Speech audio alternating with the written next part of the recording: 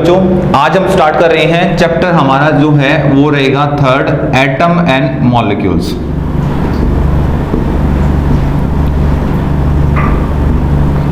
Atom and molecules, ये हमारे chapter का जो केमिस्ट्री है भाई, उसका ये बेसिक फंडामेंटल है कि भाई व्हाट इज एटम क्या होता है, मॉलिक्यूल्स क्या होता है। ये एक सिंबल्स नॉर्मल सी ट्रिक होती है जिनके बारे में हमें इजीली से पता चल सके, कि इसी के बारे में हम अच्छे से जान सकें। तो हम डिस्कस करते हैं कि एटम क्या होता है, मॉलिक्यूल क्या होता है, और उसको मतलब कि कैसे डिस्कस किया जाता है। तो मैं थोड़ा सा फ्लैशबैक में जाना चाहूंगा अपने मैटर पे। मैटर आप पिछली क्लासेस में ऑलरेडी आप क्या कर चुके हो, डिस्कस कर चुके हो कि मैटर क्या होता है। ठीक है, एक स्मॉलेस्ट पार्टिकल जो क्या करता है, विजिबल होता है, जिसके अंदर एक आइडेंटिटी शो करता है, जिसका शेप होता है, साइज होता है, जिसके बारे में आप ऑलरेडी डिस्कस कर चुके हो। अच्छा, ये मैटर है वो डिस्कस करता है 3 स्टेट्स के अंदर जो फिजिकली हैं, जिसके अंदर हम बात करते हैं सॉलिड, लिक्विड और गैसेस। अब ये हम पहले 2 चैप्टर्स में ऑलरेडी इन चीजों को हम डिस्कस कर चुके हैं।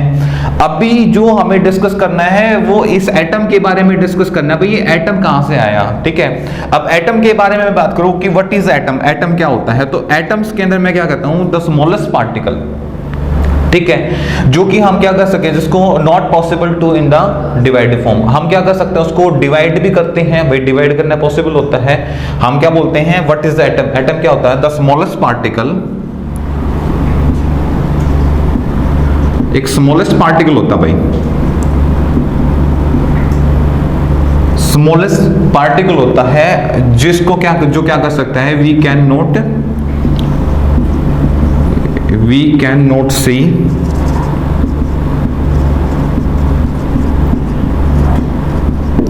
जिसको आप अपनी नंगी आंखों से, नहीं कि जिस तरीके से आप नेचर को देख रहे हो, जिस तरह से आप एक एटम को देखते हो, पार्टिकल को देखते हो, उस तरीके से हम किसी एटम्स को नहीं देख सकते। ठीक है, only can see necked eyes से ही देखना पॉसिबल है। पर इसमें मैं एक चीज और जोड़ना चाहूंगा, ठीक है, क्या कि it is capable to participate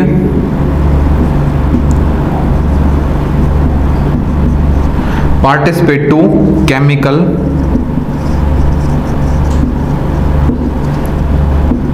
reaction, कि भाई ये उस चीज के कैपेबल हो, किसके, कि जो पार्टिसिपेट कर सके केमिकल रिएक्शन के अंदर। ठीक है, अभी डिस्कस करेंगे कि what is a chemical reaction, की केमिकल रिएक्शन क्या होती है। ठीक है, अगली बात नेक्स्ट पॉइंट में क्या डिस्कस करेंगे कि भाई जब आपके पास, जब आप एटम को डिस्कस कर रहे हो ना, तो इसके सेंटर में कैरिंग करा होगा इन द particles carrying क्या, प्रोटॉन्स एंड इलेक्ट्रॉन। ठीक है, या कैरिंग पॉजिटिव चार्ज, या बोल सकते हो कैरिंग न्यूक्लियस। भाई यहां पर डिपेंड करता है। ठीक है, एग्जांपल्स के लिए आप बात कर सकते हो, जितने आपके पास प्रोटोटेबल में एलिमेंट हैं, जिनको आपने जो टोटल, जैसे हमने बात की थी, एलिमेंट हमारे पास कितने हैं, 118। अब 118 एलिमेंट को आपने क्लासिफिकेशन किया 3 तरीके से। वहां पे 118 एलिमेंट को आपने कैसे पढ़ा था, मेटल, नॉन मेटल और मेटलॉइड। इस तरीके से आपने उन चीजों को डिस्कस किया था। गैसेस भी हैं, नोबल गैसेस भी हैं, वो इन्हीं के अंदर डिस्कस हो जाती हैं। ठीक है, तो इसके अंदर एग्जांपल्स आप 118 एलिमेंट में से कोई भी आप उठा के दे सकते हो, जैसे सोडियम ऑलरेडी एक हम एटम बेस पे डिस्कस कर सकते हैं। सोडियम हो गया, पोटासियम हो गया, कैल्शियम हो गया, और भाई यहाँ पे हीलियम हो गया, और यहाँ पे हो गया सल्फर हो गया, और यहाँ पे ऑक्सीजन हो गया, नाइट्रोजन हो गया, और भी बहुत सारे हैं। ठीक है। तो भाई हम बात करें एटम की, atom that is smallest particle, ठीक है, we can not in the naked eyes and participate in chemical reaction, जो केमिकल रिएक्शन के अंदर पार्टिसिपेट करता हो, ठीक है। उसमें एक छोटी सी एडवांस में हम एक बात और सीख लेते हैं कि स्मॉलेस्ट पार्टिकल तो होना चाहिए, नेक आइज से ठीक है नहीं देख सकते, बट उसके अंदर टेंडेंसी होनी चाहिए कि वो एक केमिकल रिएक्शन के अंदर पार्टिसिपेट कर सके। यदि वो केमिकल रिएक्शन के अंदर पार्टिसिपेट नहीं करेगा तो हम उसको एक एटम नहीं बोल सकते। उसके पास एक, आपके पास सेंटर के अंदर एक पॉजिटिव चार्ज यानी कि प्रोटॉन्स का होना भाई बहुत ज्यादा जरूरी है, क्योंकि जिसके पास प्रोटॉन्स होंगे, क्योंकि हम जो डिस्कस कर सकते हैं, जिनके बारे में पढ़ सकते हैं, ओनली 118 एलिमेंट्स के बारे में। और इनको क्यों पढ़ सकते हैं? क्योंकि इनके पास इलेक्ट्रॉन्स होते हैं, प्रोटॉन्स होते हैं, न्यूट्रॉन्स होते हैं, उन्हीं के बेस पे इनके आइडेंटिटीज और इनके नेचर को डिस्कस किया जाता है। यदि इनके सेंटर से आप प्रोटॉन्स को निकाल दोगे और फिर कहोगे सर आप इसके बारे में बताइए, तो हम नहीं बता पाएंगे, क्योंकि उसका नेचर हमें नहीं पता होगा। तो सबसे बात एटम्स के बारे में ये सारी जानकारी आपके पास होनी चाहिए। एग्जांपल्स के लिए sodium, potassium, calcium, helium, sulphur, ये ऐसा भाई सल्फर, ऑक्सीजन और नाइट्रोजन, इन चीजों का आपके पास होना बहुत ज्यादा जरूरी है, यहां से आपको पता चलती हैं, ठीक है। अभी मैं थोड़ा सा जो मैंने नंबर डिस्कस किया कि what is chemical reaction, chemical reaction क्या होती हैं, वो मैं आपसे डिस्कस कर देता हूं। नेक्स्ट 10th क्लास में जैसे आएंगे तो फर्स्ट चैप्टर हमारा वही आता है केमिकल रिएक्शंस वाला, ठीक है। अब मैं आपसे 4 एग्जांपल बेस पे डिस्कस कर देता हूं केमिकल रिएक्शन।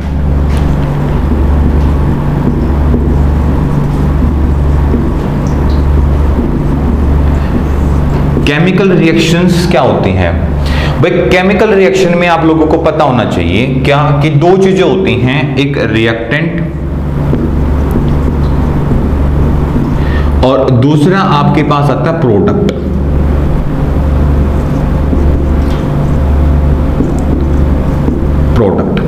रिएक्टेंट को हम बांटते हैं 2 भागों में, सॉल्यूट, सॉल्वेंट, और यहां से हमारे पास आता है सॉल्यूशन।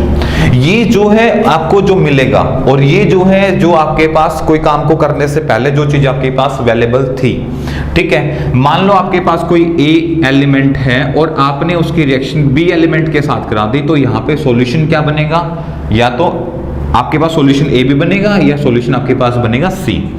अब सी का मीनिंग क्या हुआ कि सी क्या है भाई? सी वो है जिसके अंदर सी क्या कर रहा है। अब सी जो आपके पास सी होगा, ये see that is a solution. Solution क्या करेगा? सॉल्यूशन कैरी कर रहा होगा number 1 identity of solute, identity of solute, कि सॉल्यूट का नेचर कैसा था, सॉल्यूट की प्रॉपर्टी कैसी थी, सॉल्यूट रिएक्ट कैसे कर रहा था, किस स्टेट से सॉल्यूट बिलोंग कर रहा था, वो आप इस सॉल्यूशन के सी से आप आराम से पता कर सकते हो, भले आपके पास ये ना हो, क्योंकि इसका नेचर आपको इसके अंदर मिलेगा, ठीक है। दूसरा इसके पास क्या होगा? सेकंड टर्म क्या हो गया आपके पास? बी मतलब आइडेंटिटी ऑफ सॉल्वेंट, ये भी ऑलरेडी इसके अंदर मिलेगा आप लोगों को। आप आराम से बता सकते हो कि भाई आपके पास इस सॉल्यूशन सी को देख के आप आराम से बता सकते हो कि भाई आपके पास सॉल्वेंट में क्या था, आपने कौन सी आइडेंटिटी लेके चलिए, किस नेचर से बिलोंग कर रहा था, किस स्टेट से बिलोंग कर रहा था, और ये किसके साथ रिएक्शन कराना चाह रहा था, और किस नेचर फॉर्म में पाया गया था, और किस बेस पे आपने इसको रिएक्ट कराया था, और कितनी क्वांटिटी के अंदर। और सी तीसरा, जो इसने नेचर के अकॉर्डिंग जो चीजें न्यू अडॉप्ट की होंगी, न्यू आइडेंटिटीज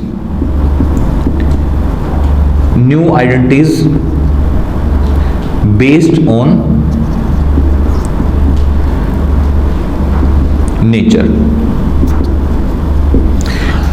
नेचर के बेस पे जो इसने नई आइडेंटिटीज को अडॉप्ट किया होगा। मान लो ये गैस होगी, ये गैस होगी, इन दोनों ने रिएक्ट करके कोई सॉलिड सॉल्यूशन बना दिया होगा, ठीक है। आज ये बोला सॉलिड में, सॉलिड में आने का रीजन क्या है कि भाई सॉलिड में क्यों आया, क्योंकि इसका नेचर कुछ और था और आज अपने कुछ और बना दिया। फॉर एग्जांपल के लिए बात करते हैं H2, डिहाइड्रोजन रिएक्ट करता है ऑक्सीजन के साथ और हमें पता है कि हमारा क्या बन जाता है H2O।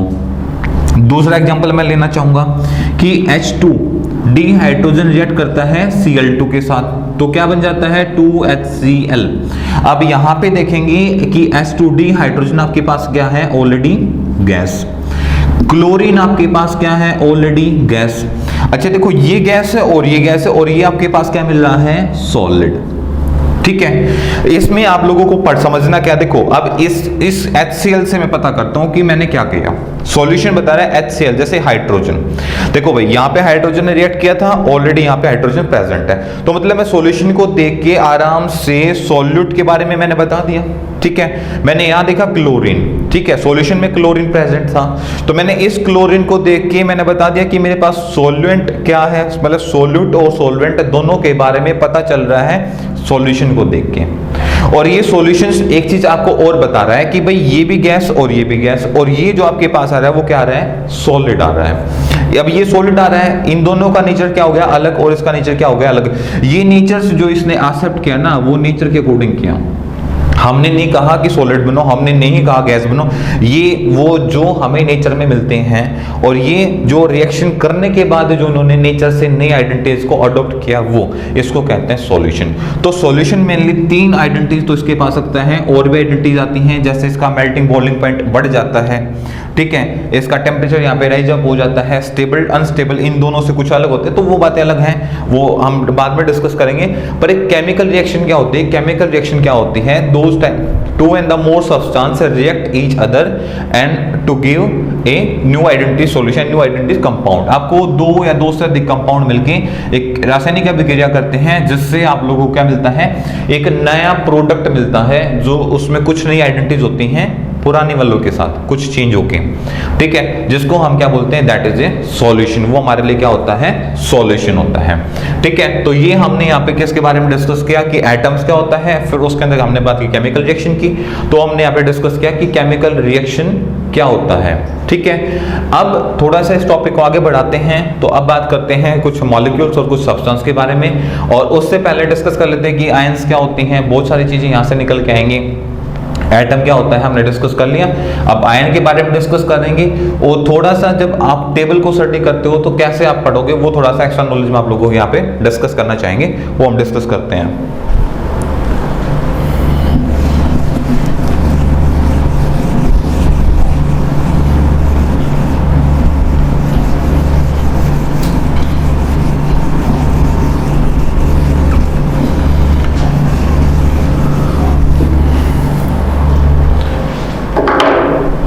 देखो भाई, अब हम डिस्कस करते हैं, जैसे मैंने बताया कि किसी एक एलिमेंट के बारे में कैसे डिस्कस किया जाता है। ठीक है, तो जो एक एटम के बारे में आप स्टडी करते हो, स्टडी जो होती है वो बेसिकली 2 टाइप से होती है, 2 टाइप्स। फर्स्ट वन आप स्टडी करते हो फिजिकली, और सेकेंडली आप कैसे करते हो, केमिकली। केमिकली जो फिजिकली में आप क्या पढ़ते हो, उसका शेप कैसा है, साइज कैसा है, कलर कैसा है, तो वो भी एक बार डिस्कस कर लेते हैं। फॉर एग्जांपल, ठीक है भाई, मेरे पास एक जो एटम आ गया वो मेरे पास आ गया सोडियम का, ठीक है, और एक एटम मेरे पास कैसा आ गया, ऑक्सीजन का। अब इसके बारे में मैंने पढ़ा, पहली बातें पढ़ी कि ये क्या है, एक रिएक्टिव एलिमेंट है। कंप्लीट लिख देता हूं, रिएक्टिव एलिमेंट। ठीक है, नेचर में पता चला मुझे कैसा है, ये एक alkali metal.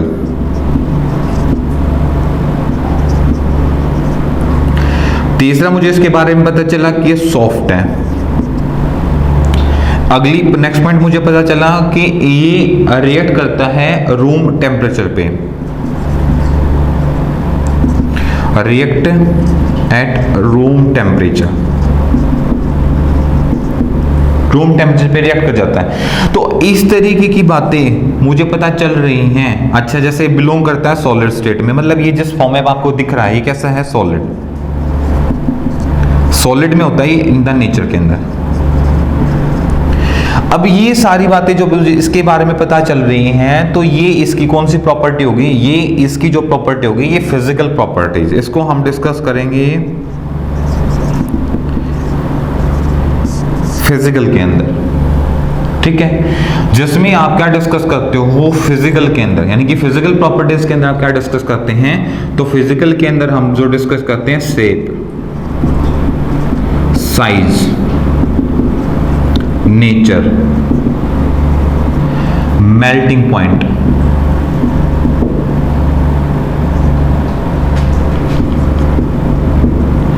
Boiling point,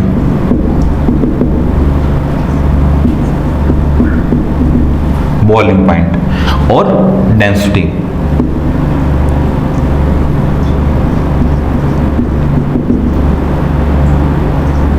density, ये चीजें shape, size, nature, melting point, boiling point और डेंसिटी और एक्सेट्रा, इस तरीके की चीजें हम जो हैं वो डिस्कस कर लेते हैं फिजिकल प्रॉपर्टीज के अंदर। दूसरी बात यहाँ पे, जैसे दूसरा एलिमेंट मैंने उठाया था यहाँ पे ऑक्सीजन। ऑक्सीजन के बारे में पता करते हैं कि ये एग्जिस्ट करता है नेचर में डायएटॉमिक के अंदर, डायएटॉमिक फॉर्म एग्जिस्ट। ये मोनोएटॉमिक फॉर्म में नहीं पाया जाता क्योंकि गैसेस में बिलोंग करता है। दूसरा इसका नेचर कैसा है, जैसे गैसेस के अंदर है, ठीक है। तीसरा इसका नेचर कैसा है कि भाई ये हीट को एब्जॉर्ब भी करता है और हीट को रिलीज भी करता है, ठीक है। जैसे तीसरा हमने डिस्कस किया, ये हीट को एब्जॉर्ब करता है। अगली मैंने इसके बारे में पता कि गैसेस में होता है तो ऑलरेडी कैसा मिलेगा, ये कलरलेस, ये कलरलेस होता है। तो जो ये चीजें आपको पता चल रही हैं, ये इसकी फिजिकल प्रॉपर्टीज हैं, ठीक है। अब बात कर लेते हैं भाई, ये आपको जो पॉइंट पता चल रहे हैं, ये आप जो डिस्कस करेंगे, ये हम फिजिकल प्रॉपर्टीज के बारे में डिस्कस करेंगे, ठीक है। अब बात कर लेते हैं कि केमिकल प्रॉपर्टीज के अंदर आप क्या क्या डिस्कस करते हो।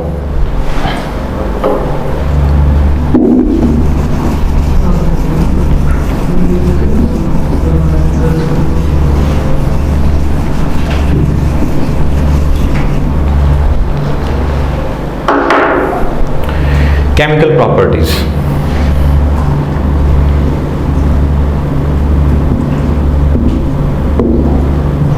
भाई केमिकल प्रॉपर्टीज के अंदर आप क्या क्या डिस्कस करेंगे। सबसे पहली चीज, ठीक है, जब वो रिएक्ट करता है, रिएक्ट विद वाटर। दूसरा, रिएक्ट विद ऑक्सीजन। तीसरा, रिएक्ट विद हैलोजन। हैलोजन्स कौन कौन से, जैसे फ्लोरीन, क्लोरीन, ब्रोमियम और आयोडीन्स। चौथा, रिएक्ट विद हाइड्रोजन, हाइड्रोजन। पांचवा, रिएक्ट विद मेटल। नेक्स्ट, छठा, रिएक्ट विद एसिड। सातवां, रिएक्ट विद बेस। इस तरीके की जो हम प्रॉपर्टी डिस्कस करते हैं, मान लो सोडियम था, सोडियम ने जैसे फॉर एग्जांपल वाटर के साथ रिएक्ट किया, तो वाटर के साथ रिएक्ट करके भाई वो बनाएगा क्या, वो एक नई चीज बनाएगा, जैसे वो बेसिक बनाता है। फॉर एग्जांपल, जैसे बात की मैंने एग्जांपल्स के लिए, मैंने आपसे डिस्कस कर लिया कि भाई सोडियम ने रिएक्ट किया वाटर के साथ, तो इसने यहाँ पे बना दिया सोडियम हाइड्रोक्साइड। ये मेरे पास क्या बन गया, एक बेस बन गया, और यहां से क्या हो गया, एक H पॉजिटिव आयन बाहर निकल गई, क्योंकि देखो H2 में दो हाइड्रोजन एक ऑक्सीजन प्रेजेंट था, एक हाइड्रोजन ऑक्सीजन तो यहां पे मिल गई, एक एक्स्ट्रा बचा जो ऑलरेडी वहां से बाहर निकल गया। तो जैसे केमिकल प्रॉपर्टीज में भाई मैंने तो सोडियम के बारे में पढ़ा, और सोडियम के बारे में मैंने क्या पढ़ा कि भाई रिएक्शन, भाई एलिमेंट रिएक्टिव होता है एलिमेंट, मतलब ऐसे आप रख दोगे एटमॉस्फेयर में तो उसमें बर्न हो जाएगा, आग लग जाएगी। फिर मैंने डिस्कस किया एल्कली मेटल्स होती हैं, यानी कि जिस ग्रुप से बिलोंग करता है उसके बारे में। फिर मैंने पता चला सॉफ्ट होता है, मतलब चाकू वगैरह से इसको इजीली से काटा जा सकता है। फिर मैंने बात की रिएक्ट है तो रूम टेम्परेचर पे ये क्या कर जाता है, रिएक्ट कर जाता है। तो ये सारी चीजें तो मुझे उसको देख के पता चल रही थी। अब मुझे देख के ये नहीं पता चल रहा था कि जब उसको मैं पानी के साथ पानी में डाल दूंगा तो उसमें क्या हो जाएगा, सोडियम हाइड्रोक्साइड यानी कि बेस बना देगा और H पॉजिटिव वहां से रिलीज कर जाएगी। ये तो मुझे नहीं पता चला देखने से। दूसरा, जब उसी सोडियम को एग्जांपल्स के लिए बात करते हैं, जब उसी सोडियम को मैं ऑक्सीजन के साथ रिएक्ट कराऊंगा तो क्या करेगा, आई डोंट नो, नहीं पता, पर वो जब मैं केमिकल रिएक्शन कराऊंगा, ठीक है, तो मुझे तब पता चलेगा। तीसरा, कि हाइड्रोजन के साथ रिएक्ट करूंगा तो क्या बनेगा, क्या करेगा। चौथा, कि रिएक्ट विद हाइड्रोजन, जब हाइड्रोजन के साथ ये रिएक्ट करेगा तो क्या बनाएगा। अगला, रिएक्ट विद मेटल, जब इसी सोडियम को किसी दूसरी मेटल के साथ आप रिएक्ट कराओगे तो क्या बनाओगे। रिएक्ट विद एसिड, जब इसी सोडियम को किसी दूसरे एसिड के साथ रिएक्ट किया जाता है तो क्या बनता है। भाई देखो, जैसे हमें ये एक नई चीज पता चली और ये हमारे एक तरीके से क्या है, सॉल्यूशन, ये तुम्हारा सॉल्यूट और सॉल्वेंट, जब दोनों ने रिएक्शन की तो सॉल्यूशन बन गया। यानी कि नई आइडेंटिटीज के बारे में जो आपको पता चलता है उनको सभी को हम क्या कहते हैं, केमिकल प्रॉपर्टीज। और एक बात आप याद रख लेना कि फिजिकल प्रॉपर्टी इजीली से रिवर्सिबल होती हैं और केमिकल प्रॉपर्टीज रिवर्सिबल नहीं होती। तो ये केमिकल प्रॉपर्टी आप एक मैंने डिस्कस किया। भाई देखो, आपको कॉन्सेप्ट को समझना है, रटना बिल्कुल भी नहीं है। आप एक बात को समझने की कोशिश करें। कोई भी एक एलिमेंट उठाओ आप, पीरियोडिक टेबल में आपके पास 118 एलिमेंट गिवन है, 118 एलिमेंट को इन सभी के साथ रिएक्ट कराओ, ठीक है। आपके पास उस एलिमेंट के बारे में बहुत सारी डिटेल्स मिलेंगी, बहुत सारी डिटेल्स, ठीक है। भाई वो वाटर के साथ रिएक्ट करके कैसा नेचर बना रहा है, एसिडिक या बेसिक, फिर ऑक्सीजन के साथ कराओगे तो एसिडिक बन रहे हैं या बेसिक बन रहे हैं, कैसे ऑक्साइड, बेसिक ऑक्साइड बना रहा है, सुपर ऑक्साइड बना रहा है, डाइऑक्साइड बना रहा है, क्या बना रहा है, ठीक है। हाइड्रोजन के साथ रिएक्ट करके कैसे हैलाइड बना रहा है, एसिडिक है, बेसिक है, हाई रिएक्टिव है, लेस रिएक्टिव है। चौथा, हाइड्रोजन के साथ रिएक्ट करके कैसे हाइड्राइड बना रहा है, ठीक है। मेटल के साथ रिएक्ट करके कैसी मेटल बना रहा है, स्ट्रॉन्ग बना रहा है या वीक बना रहा है, या उसकी रिएक्टिविटी पे कोई इफेक्ट आ रहा है। एसिड के साथ रिएक्ट कराओगे तो क्या रिएक्ट कर पा रहा है या नहीं कर पा रहा है, बेस के साथ कराओगे तो कर पा रहा है नहीं कर पा रहा। तो ऐसी सारी बातें आपको पता कब चलेंगी, जब क्योंकि इन बातों के बारे में हम नहीं जानते, जब इनके साथ हम उसकी रिएक्शन कराएंगे तब हमें पता चलेगा कि एग्जैक्ट नेचर में क्या हो रहा है, उसके पास ऐसे कौन कौन से नई आइडेंटिटीज हैं जिसके बारे में हम उसके बारे में जान सकते हैं। तो वो ये सारी बातें जब इनके साथ वो अभिक्रिया करेगा, यानी कि रिएक्शन करेगा, तब आपको पता चलेगी, ठीक है। उससे पहले हम देख के क्या जान सकते हैं। भाई जैसे मान लो मैंने बोला डस्टर, तो आपके दिमाग में इजीली से माइंड में एक शेप आएगी कि भाई डस्टर कैसा होता है, क्या यूज करते हैं, किस फॉर्म में होता है, किस स्टेट में एग्जिस्ट करता है, वो सारी चीजें आपको पता चल रही है। तो वो उसकी फिजिकल प्रॉपर्टीज आ रही है। जब आप उस पे एसिड डालोगे तो क्या करेगा, यू डोंट नो। जब आप उस पे कोई बेस डालोगे तो क्या करेगा, यू डोंट नो। जब आप उस पे कोई मेटल से आप अटैक करते हो तो क्या इफेक्ट आएगा, यू डोंट नो। तो वो सारी चीजें आपको करने के बाद पता चलेंगी, तो उनको बोलते हैं केमिकल प्रॉपर्टीज, जो हमें डिस्कस करनी होती हैं, ठीक है। तो ये हमने भाई यहाँ पे डिस्कस किया एटम्स के बारे में। एटम्स को आप कैसे स्टडी करोगे, तो दो तरीके आपके पास है, फिजिकली और केमिकली। उस बेस पे हम उसके बारे में अच्छे से स्टडी कर सकते हैं, ठीक है। अब हम क्लास को आगे कंटिन्यू करते हैं, जिसके अंदर हम डिस्कस करेंगे कि भाई मॉलिक्यूल्स क्या होते हैं, ठीक है, और उससे आगे फिर हम चैप्टर को डिस्कस करते हैं।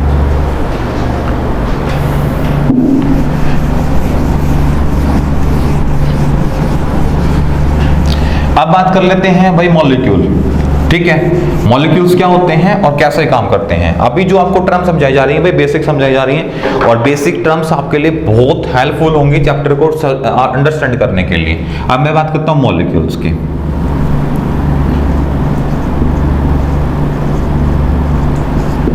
भाई ये मॉलिक्यूल्स क्या होते हैं और क्यों इनको डिस्कस करने की जरूरत है। एटम्स के बारे में पता चला गया, भाई एटम्स की प्रॉपर्टी होनी चाहिए कि उसके पास एक तो केमिकल रिएक्शन के अंदर पार्टिसिपेट करने वाला हो, दूसरा कि भाई केमिकल के अंदर तो पार्टिसिपेट करे, ठीक है, कि उसके पास क्या होना चाहिए, ठीक है, द स्मॉलेस्ट पार्टिकल हो ना भी हो, बात की बात है, पर उसके सेंटर में उसके पास प्रोटॉन्स होने जरूरी हैं, क्योंकि प्रोटॉन्स नहीं होंगे तो किस केमिकल रिएक्शन में पार्टिसिपेट नहीं कर सकता। और यदि वो कर भी गया विदाउट प्रोटॉन्स तो उसके बारे में हमें नहीं पता चलेगा कि भाई ये है क्या। हमें पता करने के लिए उसके पास प्रोटॉन होने चाहिए, क्योंकि एक छोटा एलिमेंट है, उनका नेचर जो हम डिस्कस करते हैं वो उसी बेसिस पे हम स्टडी करते हैं। अब जो हम बात करने वाले हैं मॉलिक्यूल्स की, ठीक है, जब two and the more substance, जो प्योर सब्सटेंस होते हैं, ठीक है, टू और मोर सब्सटेंस या मॉलिक्यूल, ठीक है, मोर सब्सटेंस, ठीक है, रिएक्ट ईच अदर या अटैच टू ईच अदर, लिख लो वही बात है, रिएक्ट टू ईच अदर, जब वो एक दूसरे से रिएक्ट करें, ठीक है, और नेचर में क्या होने चाहिए, अपोजिट चार्ज के होने चाहिए, तभी वो अटैच कर पाएंगे, अदरवाइज नहीं कर पाएंगे, ठीक है। Two when the more substance react to each other then make a pure compound,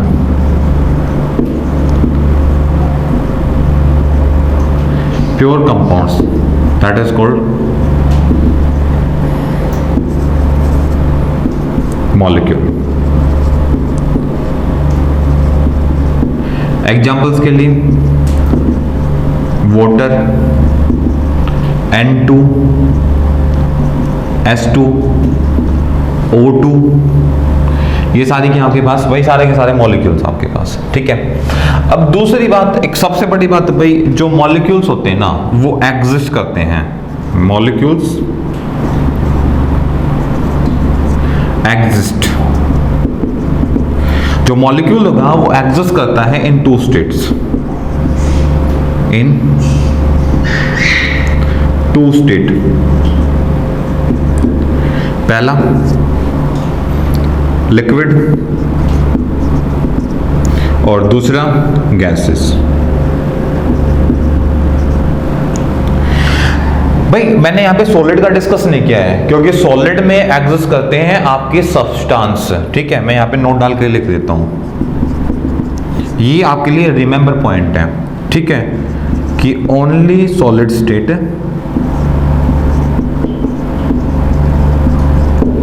only solid state exist substance. इनकी भी मैं अभी बात करूंगा कि ऐसा क्यों होता है, ठीक है। पहले इन दो की बात कर लेते हैं कि मॉलिक्यूल एग्जिस्ट करते हैं इन टू स्टेट्स के अंदर, सबसे पहले लिक्विड और गैसेस, दो के अंदर करते हैं, तीसरी सॉलिड स्टेट के अंदर ये एग्जिस्ट है, यहाँ पे नहीं करते, और नहीं का हम रीजन डिस्कस करेंगे ऐसा क्यों नहीं करते, ठीक है। नेक्स्ट पॉइंट हम जो डिस्कस करते हैं कि मॉलिक्यूल्स के अंदर इंटरमॉलिक्यूलर फोर्स के कंपेयर में वन डेर वाल फोर्सेज हाई होता है।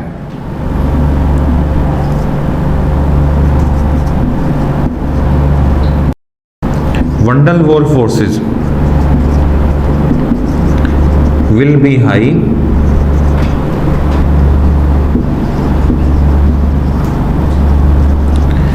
compared to intermolecular force।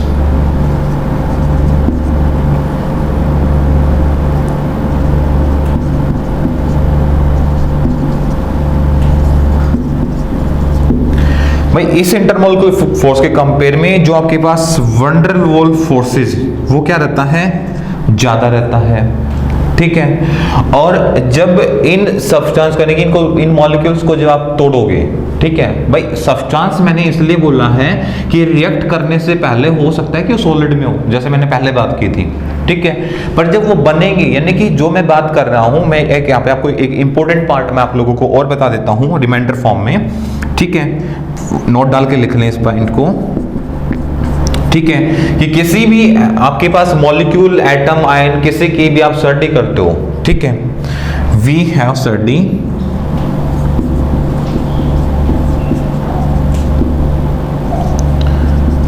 Of compound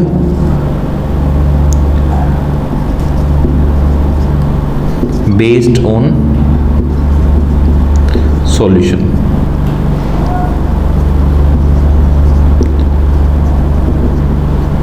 solution not based on reactant।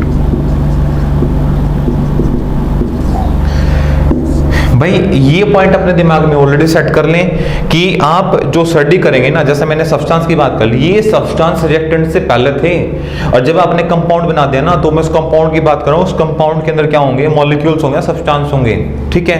अब मैं आपसे वो डिस्कस कर रहा हूं यहां से, ठीक है। अभी क्लास को हम कंटिन्यू करते हैं।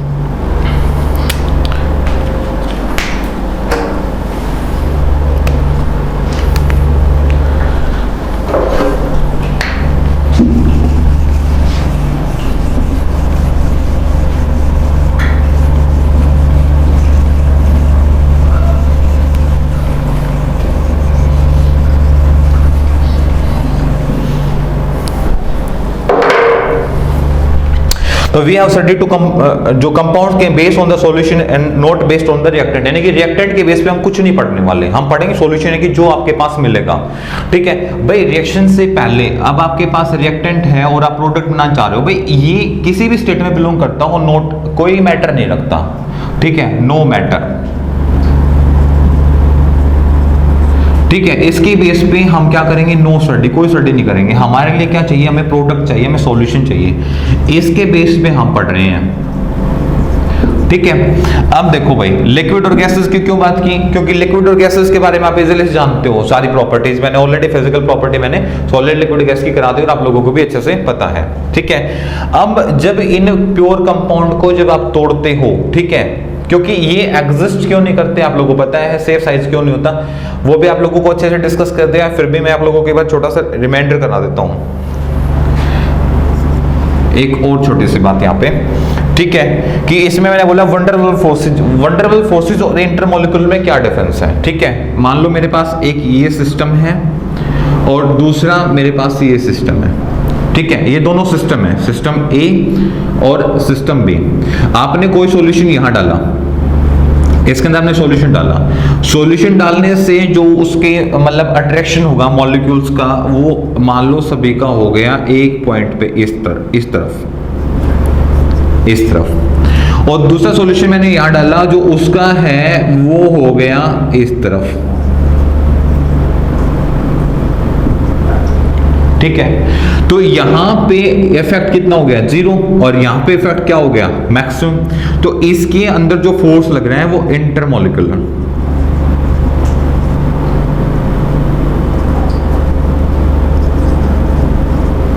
यहां पे जो फोर्स लग रहा है वो वंडरवॉल।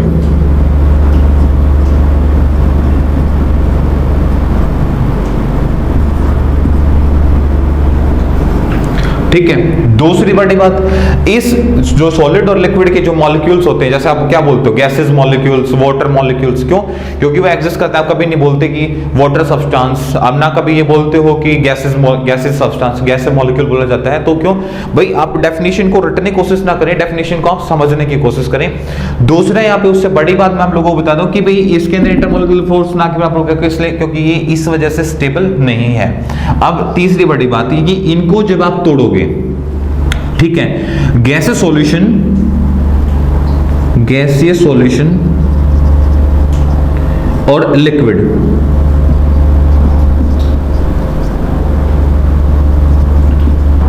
जब आप ब्रेक डाउन करते हैं ना, कि तोड़ते हो, ठीक है, तो उस टाइम पे हमें क्या ध्यान रखना होता है, जब आप इनको सॉल्यूशंस को ब्रेक करते हो, ठीक है, break into atom molecule ion में आप ब्रेक करोगे।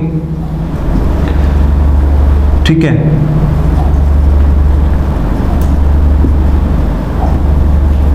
ब्रेक इनटू डिफरेंट टाइप्स में आप तोड़ोगे, इनटू सॉल्यूशंस, इसको डिफरेंट सॉल्यूशन में आपने तोड़ भी दिया, तो क्या करेगा, यहां पे लूज करेगा, किसको, आयंस को, लूज द आयंस, ये अपने आयंस को लूज करता है। ठीक है, आयंस कितने प्रकार के होते हैं भाई, आयंस होते हैं 2 प्रकार के, ions are 2 types. Number 1 cation, number 2 anion. तीसरी इसकी सबसे बड़ी खास बात क्या है कि जब आप गैसेस सॉल्यूशन को और लिक्विड सॉल्यूशन को तोड़ते हो, दे डोंट शो डेफिशिएंसी, ये किसी प्रकार के डेफिशिएंसी शो ही नहीं करते, डोंट शो डेफिशिएंसी, ये किसी प्रकार की डेफिशिएंसी शो नहीं करते, पता ही नहीं चलेगा भाई कितना सॉल्यूशन, कितना अमाउंट आपका लूज हो चुका है। फॉर एग्जांपल, आपके पास एलपीजी सिलेंडर है, वो लीकेज करना स्टार्ट कर दे, अब उसमें वो जो स्मेल वाली गैस होती है वो ना डाले, तो आपको पता ही नहीं चलेगा कि आपके सिलेंडर से कितने अमाउंट ऑफ गैस का रिलीज हो चुका है, खत्म हो चुका है। क्यों, क्योंकि सॉल्यूशन वहां निकल रहा है वो आयन फॉर्म में निकल रहा है। ठीक है, वो सॉलिड फॉर्म में नहीं निकल रहा, पार्टिकल्स के फॉर्म में नहीं निकल रहा, वो आयन फॉर्म के अंदर निकल रहा है, धीरे धीरे करके लूज हो रही है, आपको डेफिशिएंसी पता नहीं चलता। आपके पास 1 गिलास पानी है, आप धूप में रख देते हो, ठीक है, सनलाइट की वजह से वो इवेपोरेट होना स्टार्ट होता है, जैसे वो इवेपोरेशन फॉर्म में आता है, यानी कि कंडेंसेशन की फॉर्म में आता है, तो उस कंडीशन में आपको पता ही नहीं चलेगा कि पूरे दिन में कितने % आपका वाटर क्या हो चुका है, यहाँ से इवेपोरेट हुआ है एक गिलास पानी के अंदर, क्योंकि वहां से जो पर डे होता है, पर डे के हिसाब से मिनिमम लेवल वाटर का क्या होता है, इवेपोरेट होता है, जिसको मेजर करना I think so regular possible नहीं है, एक माइक्रो लेवल पे है। वैसे तो आप किसी भी लेवल पे जाके ऐसे आप मेजर कर सकते हो, पर एक नॉर्मली जजमेंट फॉर्म में देखा जाता है तो वहां पे पॉसिबल नहीं, क्योंकि वो बहुत ही माइक्रो फॉर्म में होगा वहां पे, ठीक है। तो ये फोर्सेस यहाँ पे कम होते हैं। भाई आप डिस्कस करते हैं कि कैटायंस क्या होती हैं और एनायंस क्या होती हैं। किसी बच्चे को फिर भी यहाँ पे कोई डाउट रहता है टॉपिक में, तो आप मुझसे डिस्कस कर सकते हैं। हो सकता है कोई बेसिक फंडामेंटल ऐसा हो कि जिसके बारे में आप नहीं समझ पाए, और मुझे लग रहा है कि 9th स्टैंडर्ड के अकॉर्डिंग उस बच्चे को उस लेवल पे वो सारी बातें पता होंगी। फिर भी किसी बच्चे को लगता है कि कोई डाउट रहता है, तो आप कमेंट सेक्शन में आके मुझसे आप डिस्कस कर सकते हो, और एक डाउट सेशन के बेस पे आपको अलग से एक वीडियो लेक्चर मिल जाएगा, ठीक है। तो मोस्टली बच्चे जब आप लेक्चर स्टडी कर रहे हो तो कॉपी पेन साथ लेके बैठे, रिवाइज करें चैनल के अंदर, और जब भी किसी बच्चों को डिस्कस रहता है तो आप ग्रुप डिस्कशन में आप मुझसे डिस्कस कर सकते हो। So thank you for class, और क्लास को हम कंटिन्यू करते हैं नेक्स्ट लेक्चर से, जहां पर हम डिस्कस करेंगे आयंस के बारे में कि कितने जो कैटायन और एनायन थे उनके बारे में।